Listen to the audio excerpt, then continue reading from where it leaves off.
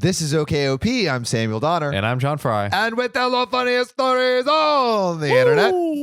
And John, have you ever played RuneScape? I haven't. I only ever played Webkins. Webkins. Didn't want to battle mythical creatures and save spiders from destruction. I kept it purely kindergarten. Okay. Yeah. Well, RuneScape was all the rage, like back It definitely was. in third grade, or at least when I was in third grade. And I have a very specific memory of like, this is actually the first time I experienced true loss in my life. Oh, wow. So I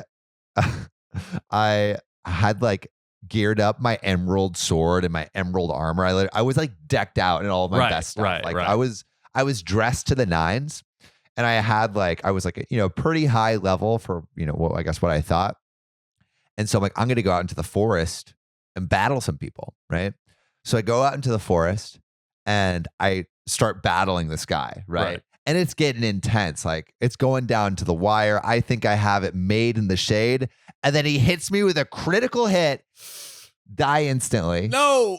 Not only do I die, but he loots me of all my stuff. Oh. So I lose the best stuff I've ever had. I lose all my emerald armor. I lose my emerald sword. I lose like my potions and stuff. And how many months did it take for you to acquire that? And months. Well, no. So the thing is, it was months and months of work to get there. Wow. And I remember just crying and and I was so sad, and I was like hysterical to my mom. Yeah. And I never played RuneScape again. Never played it again.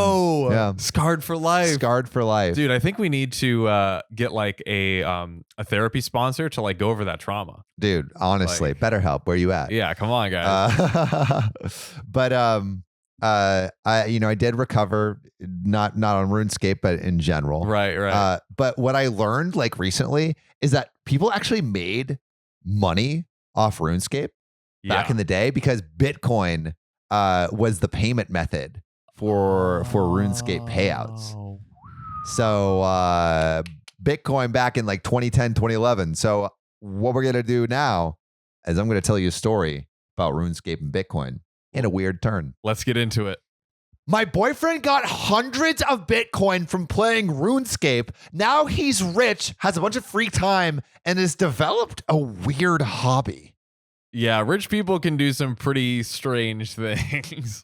Yeah. Once you buy the yacht and quit your job, you're like, what do I do with all this time? And it's such say it doesn't stop at underwater basket weaving. Ooh, I'm thinking like Squid Games level stuff. Oh yeah. I'm a full-time nurse and have been with my boyfriend Carl for 4 years. We get along very well, and our honeymoon dating period seems to never end. Oh, P, you seem to be in a great relationship. Ooh, sheesh. We seldom fight. I would have, before last night, assumed I knew quite a bit about my boyfriend's passions and ideals. But that all changed. Dun, dun, dun. I hope to be engaged to Carl someday soon. I love him to bits. He is the most hilarious and unique guy I've ever been with. This is not a post I'm writing in order to seek validation for aggressive action, but on how to navigate something that I uncovered that is quite bizarre, and I have no idea what to do. A bit of background. Carl has lots of money. Through selling all of his Bitcoin back in December and January of 2017 and 2018. He made that Bitcoin through RuneScape when he was younger, which is so effing hilarious that this man is a made man because he played RuneScape when he was a teenager. Wow. And like when you were, so back in like 2010, 2011, when he was probably playing RuneScape, like Bitcoin was cents. Nothing. Dude. And this man played a lot of RuneScape and got hundreds and hundreds of Bitcoin. And like, he was just probably having it sit in his RuneScape account. But literally, if he had invested that and gotten like interest through like HODL, they get like 12% plus interest. You could literally be just living off that money forever. Could you imagine? Like, he never would have had to sell it. He could have just held it and let it grow and grow, just lived off the interest. Insane. But unfortunately, he didn't have HODL back then. He just had RuneScape. Grr! And so the problem is, since selling his coins in late 2017, he has quit his job in content creation and now part-time assists on his auntie's vineyard, where we live in a small house on site. So they basically, it seems like they're living the ideal life. They're living on a vineyard. Like the man's quit his job. The most eclectic, like interesting life path ever. All through RuneScape. It doesn't require anything close to full-time hours, and he spends most of his time on his computer or with his friends thinking up business ideas. This doesn't particularly bother me because he's trying to figure out what he's passionate about. It's just that lately I've noticed he has an increasing amount of spare time on his hands. Well, man's a Bitcoin multimillionaire. He doesn't have to do anything he doesn't want to. But what is it? Being idle is the devil's playground. This is true. Something like that. And play this man does. Ooh. So the vineyard has a lot of different garages for tractors and things like that. There's a garage just for irrigation controls, which I hadn't been into for over a year. Carl was out, and I decided to try to turn on the irrigation manually so the vines could get a little extra water. We're in Australia, and it's been hot. Usually this runs on a timer, but you can do it manual if you want. And I wanted to give those vines some sweet, sweet water. They thirsty. I also haven't been inside this particular garage in a year because it's almost always padlocked, with water being a critical function of the vineyard at all. You don't want like some crazy kids to turn on that spigot. Nah. I get to the door and the padlock is there, but not locked. So I just walk inside. And what do I find but a scene from like True Detective? Effing heck. Carl has printed out several AO maps made from A4 paper. There are countless pins and blue and red string connecting global locations and faces. Some are easily recognizable, and it's effing unreal and looks like a war room in a film or something. Right. All of these strings have different conspiracy theories like UFO, 9/11, false flags, ancient alien stuff. Beyond the maps and strings, there are crap loads of folders and stuff. It's all ordered meticulously. Real work has been put into the design and layout of the room.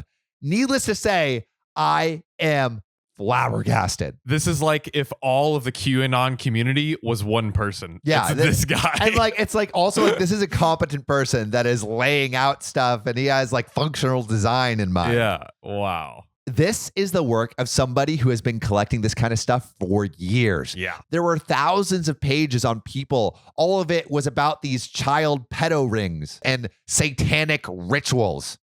It was a list of names, a lot I recognize, a lot I didn't. Lots of stuff speculating about Jeff Epstein's Island and celebrities and Pizzagate crap that came out from a few years ago. How the heck do I approach my boyfriend about this? He has never mentioned any of this stuff to me. He's historically been a pretty normal guy without any crazy beliefs, I thought.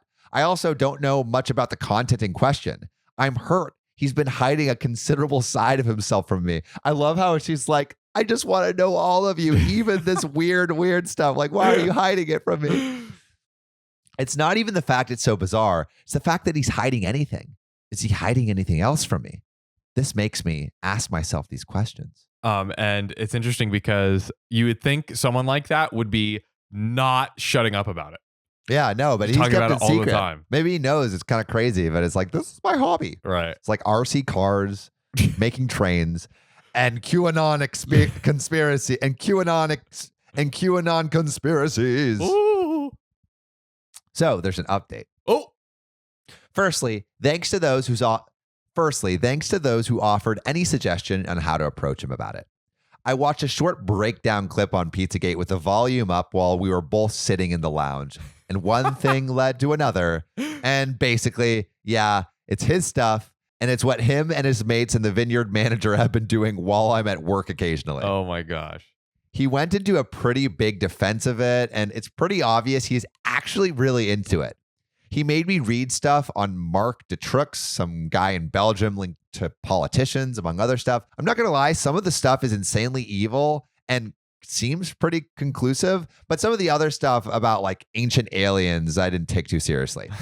I told him I don't want to frequently talk about any of this because it's really weird, and unashamedly, I'd rather bury my head in the sand rather than like convince myself any of this is real. Yeah. And he understood. He apologized for hiding it from me and said he didn't think a nurse would want their energy sucked away from them any more than they should because their job is pretty demanding. That's a good point, honestly. I was both annoyed and charmed by the sentiment. I showed him the Reddit post, which he was reasonably cagey about. He says he absolutely won't allow me to take a photo for you. Fair enough. Other than that, he says he was okay about it, except a couple of people who said he doesn't have money / couldn't make it on the game. He got pretty defensive about this RuneScape income. Basically, he was playing RuneScape full time between 2009 and 2012 and sold in-game money, items, bots, and helping other people with their accounts using Bitcoin after the developers banned the sale using real money on eBay. Wow.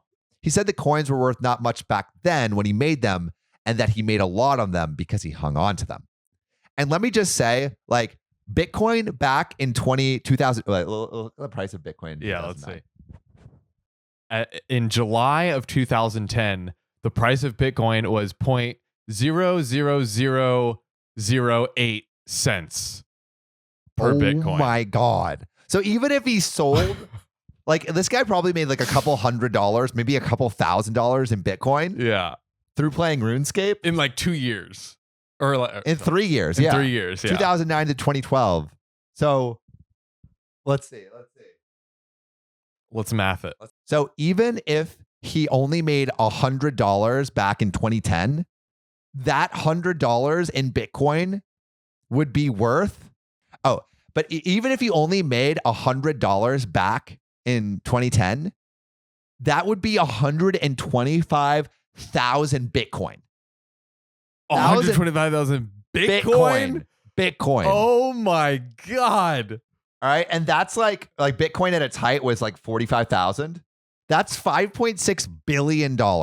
So like this guy's probably ultra rich off of this. Dude, the 1% of 1%. Billion. And then if he this wasn't around back then, but if he invested his money in something like HODL, that's 12% returns a year over 10 years. That would 3x the money. So he would have had like $15 billion. He would have been one of the richest people on planet Earth from playing RuneScape. It kind of just goes to show you kind of need to get HODL. You got to get HODL. But back to the story. I know that it's true because I've literally been with him through the transition of him going from poor to rich overnight. I've seen the Bitcoin. So thanks for everyone. Turns out it's a joint operation with his buddies on this crazy, crazy conspiracy adventure. And it turns out some of it's more viable than I want to believe. I'll be putting my head back in the sand. We bonded over it though. And yeah, maybe I'll marry him. He quite liked those comments. Wow, man. This was a really interesting one. Like, right?